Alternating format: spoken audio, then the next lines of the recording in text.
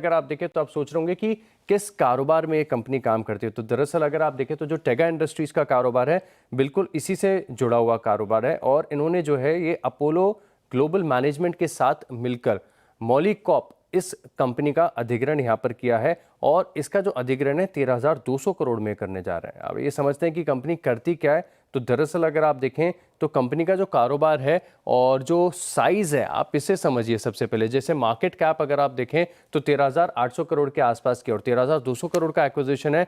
Mining industry को grinding media supply करने का कारोबार है, यानी टेगा इंडस्ट्रीज और इनके बीच में सिनर्जिस्टिक ऑप्शंस आपको देखने को मिल सकते हैं। कॉपर और गोल्ड माइनिंग में सबसे ज्यादा अगर आप देखें तो इनके प्रोडक्ट्स का खास इस्तेमाल होता है। ग्लोबली 40 देशों के करीब करीब 400 प्लस माइंस में इन कंपनी का नेटवर्क है। इनके कंपनी के जो प्रोडक्ट्स हैं वो यूज़ किए जाते हैं और करीब 100 साल से ज़्यादा की पुरानी एग्जिस्टेंस है। तो क्लाइंटेल ग्लोबल प्रेजेंस के लिहाज से अगर आप देखें तो इस एक्विजिशन को काफ़ी ज़्यादा अट्रैक्टिव बताया जा रहा है। लेकिन अब अगर आप देखें तो एसपीवी के माध्यम से यहाँ पर ये खरीदारी होगी। अकेले टेगा नहीं कर रहा है, अपोलो ग्लोबल फंड्स के साथ मिलकर ये कर रहा है। तो एक्विजिशन के बाद अगर आप देखें तो टेगा इंडस्ट्रीज की 77% हिस्सेदारी होगी। वहीं अगर आप बात करें तो अपोलो फंड्स इनकी 23% हिस्सेदारी यहां पर आपको देखने को मिल सकती है।